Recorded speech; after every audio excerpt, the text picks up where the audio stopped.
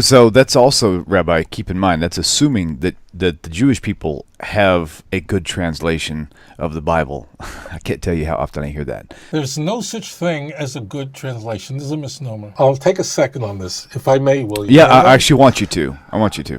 Okay, I want to get this point. Hebrew is a Semitic language. English is not. English is an Indo-European language. That doesn't just mean that English has different words than Hebrew does, okay? It's a different family of languages. In fact, in Hebrew, the whole structure of Hebrew is completely different than English. The fact that when you write Hebrew, it's from right to left, and English from left to right, and that English uses different characters than Hebrew, that's the most insignificant difference.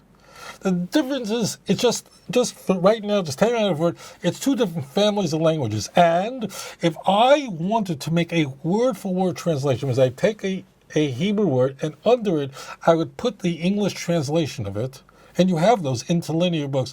It's unreadable unless words are put in, because in Hebrew, they're just the nature of the languages, especially biblical Hebrew. There are many concepts that are just inferred, that are just not there. There's no verb being, on and on and on. It's just not there. So therefore, it's virtually not readable. And that's why you can have people who really just do their best to produce a translation, but a translation of Hebrew into English, as an example, demands of the translator to add words in, to just alter words in the translation just to make it readable. In fact, the agony, I'm not talking about the fake translators who actually go in and mistranslate. I'm talking about the guys who are really doing this honestly. Rabbi Rosenfeld, who did the Judaica-Pest translation, he did a really good job, brilliant job on it. But everybody's got in it, or else it's just not readable. And what the translators are aiming to do, what the translators at ArtScroll are seeking to do, the best is they're trying to render the words as accurately as possible, but they also has to be readable in English. If you get an interlinear translation where each word is just translated by itself, it just doesn't go. There's like tons of words that are in brackets and so on. In the King James does this by it's actually a technique that was developed before the King James, where they italicize words that are not in the original Hebrew text because they have to be edited in order to make sense of it. It was actually, I believe, that technique was developed for either the Bishop's Bible or the Geneva Bible. I'm not sure, but it predates the King James. So that's a technique, using italics to add in. So therefore, I would just say to you that if you are looking for a translation of the Jewish scriptures that's honest, no translation could be honest, as it has been said by the Greeks that translation is treason. You really need a translation with a very extensive commentary, where the commentary is translated and also elucidated. So the commentator explained to you how to understand what's going on. They tie texts together. So, well, if you understand this text, look at this text here, and they bring it together for you. And that will really assist you. Without having a teacher just sort of elucidating it, you're really going to be in quite a bit of trouble. And that's why both the Judaica Press and ArtScroll translate the super commentaries, particularly those in the medieval period, the great giants. They would only say a few words. It's like a professor in medical school in 6-year surgery. They just say 3 words and they expect. You've been through pre-med, you've been through medical school, you've been already through 5 years of surgery. You don't need to explain everything. So they would write very to the point. And if you translate Rashi or Ramban, word for word, you also wouldn't quite understand what they mean, because they presuppose that you, the reader, are somewhat of a scholar. So what these translators do is they actually elucidate the commentaries just to fill in the missing thoughts that the commentaries, because they were on such a high level, to them, of course, you know what I mean. But of course, today we're living in a Dor Yosem. We're living in an orphan generation. Moreover, today we're living in a time where there are so many thousands of people who are converting to the Jewish faith. many thousands and thousands of people can yirbu who are Jewish and are becoming religious as adults. Today it's very big. There's so many thousand people who are becoming B'nai Noach, I mean, the faithful of the nations, the righteous of the nations, and they didn't learn Hebrew. They become devoutly religious as an adult. And as an adult, Hebrew is a little challenging. It's not hard if you put your head to it, but the person says, okay, I need to know. So there is today that didn't exist when I was a kid, that was for sure. Today there's a tremendous proliferation. There's so many, particularly ArtScroll, they're producing so much material where they're translating and rendering the great commentaries in order to make it understandable, not just the translation.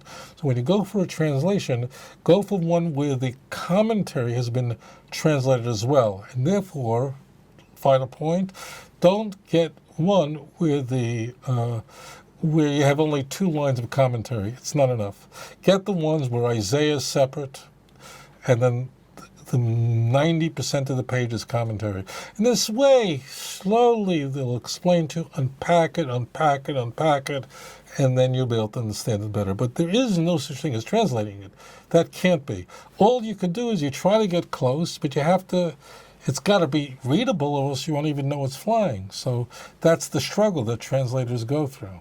One of the points I was trying to pull out was that's depending on whether the Jewish people actually have a good translation. Because that's what I hear is like they say, well, they have a translation too. I'm like, no, they don't have a translation. They have the original language that they're working from, so they don't need it translated for them. So anybody else is getting it secondhand, right? Would you say? Yes, I mean, just to make this point, every Jewish child who grows up in a religious, observant home, and you know what I'm talking about, is taught Hebrew right away. Any 5-year-old, 6-year-old can read Hebrew, and by the time, 10, 11, to them, reading Hebrew is a mother language, as it was for me. So, we, in every religious Jewish home, everyone, you will have a Hebrew Jewish scriptures in the Hebrew language. You may have English, not for sure, or French, for whatever, but for sure they'll have Hebrew, and Hebrew is a primary, but it's not the Jewish children are geniuses, is that Christian children never taught Hebrew. That's the way it is. There's no Christian child, unless they're homeschooled, I don't know by who, but there is no Christian school, middle school, anywhere in the United States that I'm aware of that teaches children Hebrew, the language of the Jewish scriptures. That doesn't mean Christians cannot learn Hebrew. They can, but in general, their first opportunity to study Hebrew is at the university level. Then they could take many courses in biblical Hebrew, but how old? I'm talking about 99.9%. If you're a Christian, I'm not making this up. The first opportunity in high school, they might learn Latin and Greek. I have no idea why people learn Latin. Who are they trying to speak to Latin? They're trying to speak to a baseball player? I don't even know who they're trying to talk to. But anyways, why would you learn Latin in high school? In some fancy middle schools, they might learn Latin. Why would you learn Hebrew? I'm talking about a Christian school. So, and the truth is that when you have a kid who finally goes off to university, who's a Christian, and let's say goes off to Fuller Theological Seminary, goes off to Moody Bible College, and they could take all kinds of courses in Hebrew, but they're 20 years old at that point. Now, are there a few select kids who really learn, study Hebrew? Few. The very studious ones. And 99% will admit that the amount of Hebrew, they took 4 years of Hebrew, could they compose? No. I mean, they know enough to recognize it. They could read a word. One other point about Hebrew I should say, it's easy to learn because it's a small language. Biblical Hebrew, these numbers are approximate, they're not exact. In Biblical Hebrew, I'm going to tell you some really amazing news if you're attempting to learn Hebrew. There are in Tanakh roughly, it's not exact, but roughly about 8,800 words, different words. That means the entire lexicon of biblical Hebrew is less than 9,000 words. If you knew 9,000 words, you would know every single word in Tanakh. It's tiny. It's nothing, right? Hebrew's very, very small language. But here's the amazing, well, you might say it's about 8,700 words. It's still a lot of words. Here's an amazing thing. If you learn only 10% of that, meaning if you learn only 900 words, you will be able to read and understand 90% of Tanakh. Did you hear what I said? 90%. In fact, you could split that in half if you still feel 900. The truth is, if you know 400 or 500 words, you could read and completely understand about 80% of Tanakh. Not kidding. Those of you who are Hebrew speakers, who pray in Hebrew, who read the Torah in Hebrew, know it's the same words over and over and over again, generally speaking. Of course, there may be a different prefix and so on. But the roots are all the same. It comes over. It's over and over again. Same words over and over again. With a few, sometimes you find this unusual word, but basically it's the same words repeated over and over again. It's a very biblical Hebrew, is a very small language. Moreover, if you know 10% of the language of biblical Hebrew, you could read about you will then know 90% of Tanakh. And it would make sense, because Hashem doesn't want to make a complicated language. English is such a big language.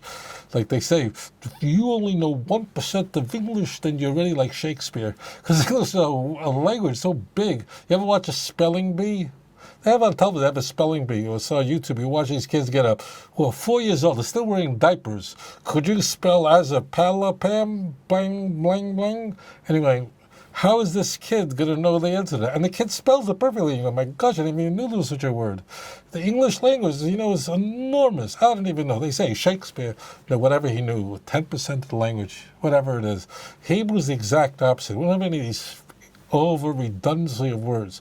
Very precise language, very, very few real synonyms. There are words that are similar in their meaning, but there's a difference. So the good news is you don't have to learn more than 10% to really get a good grasp on almost all of Tanakh. Anyways, that was a great question. I hope I've explained it well enough here, and something I said might spark an interest in you to learn the language of Hashem, the Lashon HaKodesh, the Holy Tongue. Adon Olam אשר מלך בטרם כל יציר נברא לעת נעשה בחפצו כל אזי מלך שמו נקרא ואחרי ככלות הכל לבדו